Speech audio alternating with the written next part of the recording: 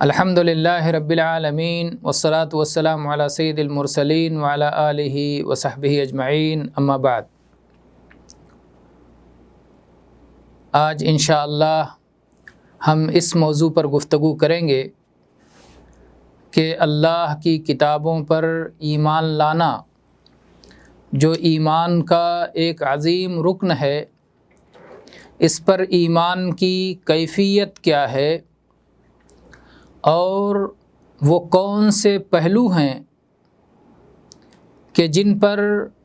ایمان لانے سے ہی یہ ایمان مکمل ہو سکتا ہے۔ اس پر جو چند پہلو ہیں ہم ان کو انشاءاللہ تھوڑی سی تفصیل کے ساتھ سمجھیں گے۔ پہلی بات یہ ہے کہ ان ساری کتابوں کے بارے میں ہمیں یہ عقیدہ رکھنا ضروری ہے، اس بات کا پختہ عقیدہ اور پختہ ایمان اور کامل تصدیق کہ یہ تمام کتابیں اللہ تعالیٰ کی جانب سے نازل کی ہوئی ہیں اور یہ سب اللہ کا کلام ہے، اللہ کے سوا کسی اور کا کلام نہیں ہے۔ اللہ تعالیٰ نے جس طرح چاہا، جس طرح ارادہ کیا، اس طرح کلام فرمایا اور اس کی کیفیت ہمیں نہیں معلوم، لیکن یہ اللہ کا حقیقی کلام ہے۔ اللہ تعالیٰ نے ارشاد فرمایا، اللہ لا الہ الا هو الحی القیوم نزل علیک الکتاب بالحق مصدقا لما بین یدیہ وانزل التوراة والانجیل من قبل ھدی للناس وانزل الفرقان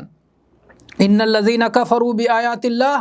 لہم عذاب شدید واللہ عزیز ذو انتقام۔ اللہ وہ ہے کہ جس کے سوا کوئی معبود برحق نہیں، وہ زندہ ہے اور سب کا سنبھالنے والا ہے۔ وہی اللہ ہے جس نے آپ پر کتاب کو حق کے ساتھ نازل فرمایا، جو آپ پر نازل ہونے والی کتاب سے پہلے کی کتابوں کی تصدیق کرتی ہے، اور وہی اللہ ہے جس نے توریت اور انجیل کو نازل فرمایا ہے اس سے پہلے، یعنی قرآن کریم سے پہلے اللہ نے توریت و انجیل کو نازل فرمایا۔ ھدی للناس، وہ کتابیں بھی انسانوں کی ہدایت کے لیے آئی تھیں۔ وانزل الفرقان، اور اسی اللہ نے قرآن مجید کو، فرقان حمید کو بھی نازل کیا ہے۔ اور جو لوگ اللہ کی آیتوں سے کفر کرتے ہیں، آیتوں کا انکار کرتے ہیں، ان کے لیے سخت عذاب ہے، اور اللہ تبارک و تعالی سخت انتقام لینے والا غالب ہے۔ تو اللہ تعالیٰ نے ان آیات میں دیکھتے ہیں کہ توریت کے بارے میں، انجیل کے بارے میں، قرآن کریم کے بارے میں اللہ تعالیٰ نے فرمایا کہ یہ سب کے سب کتابیں اللہ تعالیٰ کی طرف سے نازل ہوئی ہیں، یہ سب اللہ کا کلام ہیں، یہ سب اللہ کی جانب سے آئی ہیں، اللہ کے علاوہ کسی اور کی طرف سے نہیں آئی ہیں۔ اور اس میں اللہ تعالیٰ نے ان لوگوں کو جو ان کتابوں کے اللہ کی جانب سے ہونے کا انکار کریں، اللہ کے سوا کسی اور کا کلام مانیں، کفر کریں، اللہ تعالیٰ نے سخت عذاب کی وعید سنائی ہے۔ تو یہ رہی پہلی بات ان کتابوں پر ایمان کے سلسلے میں، کہ ہمارا پختہ اعتقاد ہونا چاہیے کہ یہ سب اللہ کا کلام ہیں اور اللہ کی جانب سے نازل شدہ ہیں۔ اسی طرح سے دوسری بات یہ ہے کہ ہمارا اس بات پر بھی ایمان ہو کہ یہ تمام کی تمام کتابیں ایک اللہ کی طرف عبادت کی دعوت پر مشتمل ہیں۔ ساری کتابوں میں یہی بات ہے کہ ایک اللہ کی عبادت کرو، ایک ہی پیغام ان ساری کتابوں میں ہے، الگ الگ پیغام نہیں ہے۔ ایک اللہ کی توحید ہی کی طرف بلانے کے لیے ان کتابوں کا نزول ہوا ہے۔ ان ساری کتابوں میں خیر ہے، ہدایت ہے، نور ہے، ضیاء ہے، روشنی ہے۔ اللہ تعالیٰ نے فرمایا ما کان لبشر ان یؤتیہ اللہ الکتاب والحکم والنبوہ ثم یقول للناس کونوا عبادا لی من دون اللہ، کسی بشر کے لیے یہ درست نہیں ہے کہ اللہ تعالیٰ اسے کتاب عطا فرمائے، اسے حکم عطا فرمائے، حکمت عطا فرمائے، قوت فیصلہ عطا فرمائے، نبوت عطا فرمائے، اور پھر وہ لوگوں سے یہ کہنے لگے کہ اللہ کے سوا میرے بندے بن جاؤ۔ تو یہ کسی نبی کا کام نہیں ہو سکتا، اور نبیوں ہی پر کتابیں نازل ہوتی ہیں، تو ان کتابوں کی یہ دعوت قطعاً نہیں ہو سکتی کہ اللہ کے سوا کسی اور کی بھی عبادت کی جائے۔ تمام کتابوں میں صرف ایک اللہ ہی کی عبادت کی دعوت دی گئی ہے۔ اسی طرح سے تیسری بات یہ ہے کہ یہ ساری کتابیں ایک دوسرے کی تصدیق کرتی ہیں، ایک دوسرے سے ٹکراتی نہیں ہیں۔ ان کتابوں میں کوئی تناقض یا تعارض نہیں ہے، بلکہ سب ایک دوسرے کی تصدیق اور تائید کرتی ہیں۔ جیسا کہ اللہ تعالیٰ نے فرمایا وَأَنزَلْنَا إِلَيْكَ الْكِتَابَ بِالْحَقِّ مُصَدِّقًا لِمَا بَيْنَ يَدَيْهِ مِنَ الْكِتَابِ وَمُهَيْمِنًا عَلَيْهِ۔ سورہ مائدہ آیت نمبر 48 کہ اے محمد صلی اللہ علیہ وسلم، ہم نے آپ پر کتاب نازل فرمائی ہے حق کے ساتھ، جو پہلی کتابوں کی، پچھلی کتابوں کی تصدیق کرتی ہے اور جو ان پر محافظ ہے، یعنی ان کی سچائی کو بیان کرتی ہے اور ان پر حاکم اور جج ہے۔ اس کتاب کی بنیاد پر ان کتابوں کے بارے میں فیصلہ کیا جائے گا، کیونکہ وہ کتابیں محفوظ نہیں رہیں، ان کتابوں میں رد و بدل ہو گیا، لوگوں کے، انسانوں کے ہاتھ لگ گئے، تو ان لوگوں نے اس میں جو کچھ خرابیاں پیدا کر دی ہیں، قرآن پاک جج ہے، اس کے ذریعے ان کا فیصلہ کیا جائے گا۔ اسی طرح سے اللہ تعالیٰ نے انجیل کے بارے میں فرمایا وَآتَيْنَاهُ الْإِنجِيلَ فِيهِ هُدًى وَنُورٌ وَمُصَدِّقًا لِمَا بَيْنَ يَدَيْهِ مِنَ التَّوْرَاةِ، اور ہم نے عیسیٰ علیہ السلام کو انجیل عطا کیا تھا جس میں ہدایت ہے، جس میں روشنی ہے، اور جو اپنے سے پہلے نازل کی گئی کتاب توریت کی تصدیق کرتی ہے۔ تو انجیل توریت کی تصدیق کرتی ہے، اور قرآن پاک انجیل اور توریت دونوں کی، بلکہ تمام پچھلی کتابوں کی تصدیق کرتا ہے۔ تو ہمارا اس بات پر بھی ایمان ہونا چاہیے، اللہ پر، اللہ کی کتابوں پر ایمان کا ایک تقاضا یہ ہے کہ ہم اس بات کا یقین رکھیں، اس بات پر ایمان لائیں کہ تمام آسمانی کتابیں ایک دوسرے کی تصدیق کرتی ہیں، ان میں کوئی اختلاف اور کوئی ٹکراؤ نہیں ہے، وہ تناقض سے، تعارض سے پاک ہیں۔ یہ اللہ کی کتابوں اور اللہ کے کلام کی خصوصیت ہے۔ انسانی کلام میں یہ چیز نہیں ہو سکتا ہے، انسانی کلام میں کمی ہوتی ہے، عیب ہوتا ہے، بھول چوک ہوتی ہے، ٹکراؤ ہوتا ہے، کبھی انسان کوئی بات کہتا ہے اور کبھی اس کی فکر بدل جاتی ہے، پھر اور کچھ کہتا ہے۔ اللہ تعالیٰ تمام قسم کے عیوب سے پاک ہے، اللہ تعالیٰ منزہ اور مبرہ ہے، اللہ تعالیٰ کے کلام میں اس طرح کی کوئی چیز نہیں۔ چنانچہ اللہ تعالیٰ نے فرمایا وَلَوْ كَانَ مِنْ عِنْدِ غَيْرِ اللَّهِ لَوَجَدُوا فِيهِ اخْتِلَافًا كَثِيرًا، اگر وہ اللہ کے سوا کسی اور جانب سے ہوتا تو اس میں بڑا اختلاف پاتے۔ اسی طرح سے چوتھی بات یہ ہے،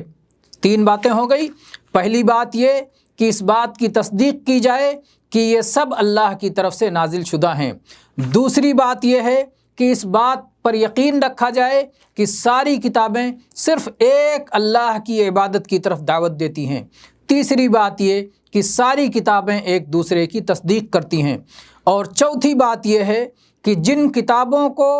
نام بنام اللہ تعالیٰ نے ذکر کیا ہے یا اللہ کے رسول نے بتایا ہے، ان کو ہم نام بنام تسلیم کریں کہ یہ اللہ کی کتابیں ہیں۔ ان میں سے پہلی کتاب جو نام بنام جس کا ذکر آیا ہے وہ توریت ہے، جسے اللہ تعالیٰ نے موسیٰ علیہ السلام کو دیا تھا۔ اللہ تعالیٰ نے فرمایا وَلَقَدْ آتَيْنَا مُوسَى الْكِتَابَ مِن بَعْدِ مَا أَهْلَكْنَا الْقُرُونَ الْأُولَى بَصَائِرَ لِلنَّاسِ،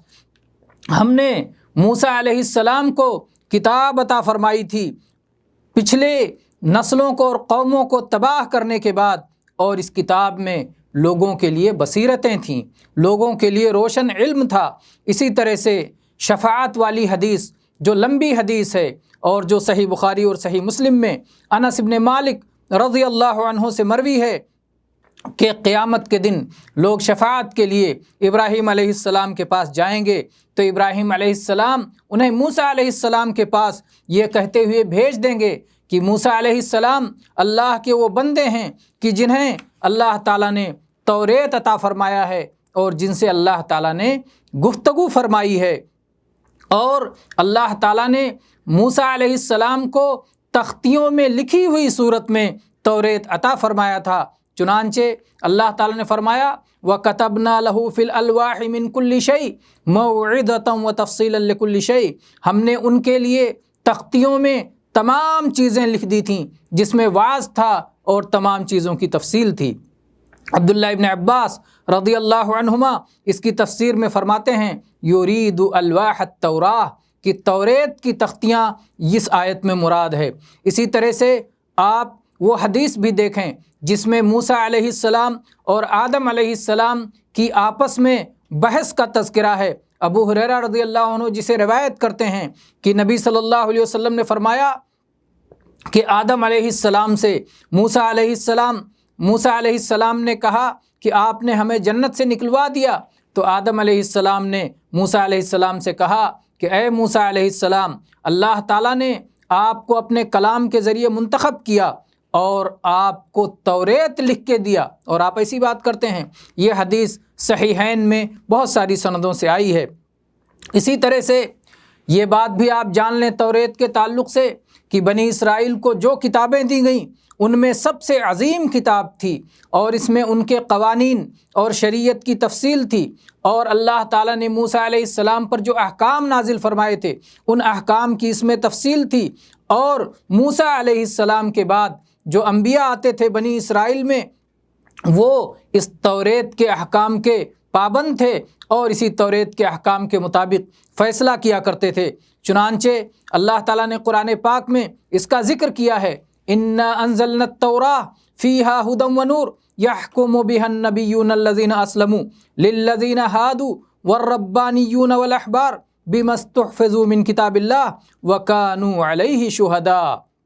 اللہ تعالیٰ نے فرمایا کہ ہم نے توریت کو نازل کیا، اس میں ہدایت ہے، اس میں روشنی ہے، اس کے ذریعے سے انبیاء فیصلہ کیا کرتے ہیں فرما برداروں کے لیے۔ وہ لوگ جو یہودی بن گئے ان کے لیے اس میں سے فیصلہ کیا جاتا ہے، اور اسی طرح سے جو علماء ہیں، جو عبادت گزار ہیں، وہ انہیں اللہ کی اس کتاب کی حفاظت کی ذمہ داری دی گئی تھی اور انہیں اس کتاب پر گواہ بنایا گیا تھا۔ تو بہرحال اس کتاب کی میں ہدایت اور نور ہے، اللہ تعالیٰ نے اس آیت کے ذریعے بیان فرمایا، لیکن یہودیوں نے اس کتاب میں تحریف کر ڈالی، اس کتاب میں رد و بدل کر دیا، جیسا کہ انشاءاللہ ہم آگے تفصیل سے بیان کریں گے۔ تو بہرحال کہنا یہ ہے کہ جن کتابوں کو اللہ تعالیٰ نے نام بنام ذکر کیا ہے ان کتابوں پر ہمیں نام بنام ایمان لانا ہے، جس میں سے ہم نے توریت کا ذکر کیا، اور اسی طرح سے ہم انشاءاللہ اگلے درس میں بقیہ کتابوں کا ذکر کریں گے۔ وآخر دعوانا ان الحمد للہ رب العالمین وصلی اللہ علی نبینا وسلم۔